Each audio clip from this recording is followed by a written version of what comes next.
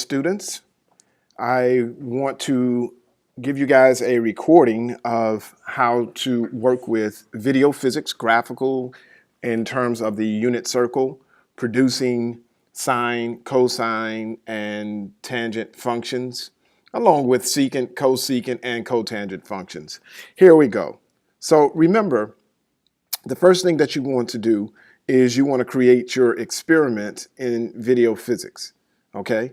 So I could go ahead and try to bring in a video, but I don't have it right now. But once you do that, you're going to take that information over to Graphical, okay? And so let's see if I can find my unit circle information. Here it is. All right, so there are a couple of things that you can do here. You can set it up to be 1 graph, 2 graphs, 3 graphs, tables, or meters, but primarily we just want table, okay? Once you have your table here, you want to export that table over to Microsoft Excel. And so you just click on Open In and then open it in Microsoft Excel. So my hope is that you have all of this set up. Okay. It says that it cannot save changes. That was for the previous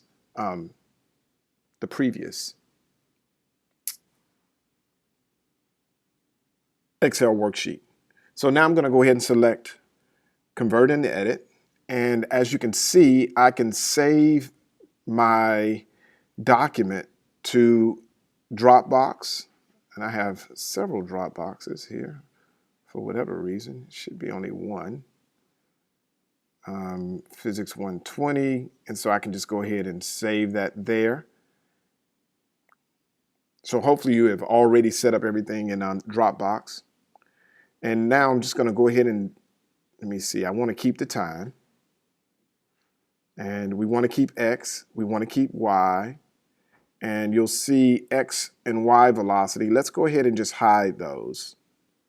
And so I'm going to hide those by just tapping that tab button. So the first thing that we want to do is we want to find the value of the radius. And so I'm just going to go ahead and type radius in. And because we did all of this in meters, or we configured our video to operate in meters, I'll just go ahead and put those units there. And I would suggest that you do the same. And you know, for time, we have seconds. And you know, for X, we have meters. And then for Y, we have meters. So let me go ahead and make this a little bit bigger. Now, the radius is going to be found by doing this. So the radius is just going to equal to, and I'm just going to select this, the square root. And I need to go and type in SQRT. And as you can see, the function square root actually comes up right here. And something weird is happening here. I must have put that in. So the first number is going to be X. And then I'm going to go right next to B. And I'll just delete that one. And then I want to use my caret key to square B. And then I'm going to say plus C. And then I want to square that as well. Then close that down. And I'm just going to close that. Now I actually have my radius, and look, the formula's there.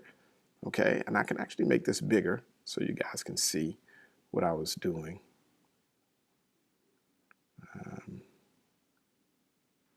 Let me go ahead and wrap this. And by choosing wrap, I can just, I don't want to do that. Just do this, make it a little bit smaller.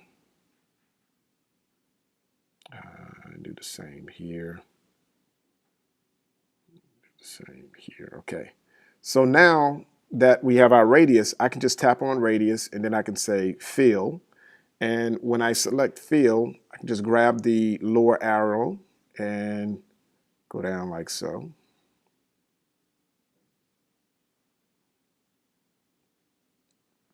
and then fill. So you'll see that we have our radius, and it's pretty much the same all the way around. So that'll be for the radius. The next videos will include sine and cosine.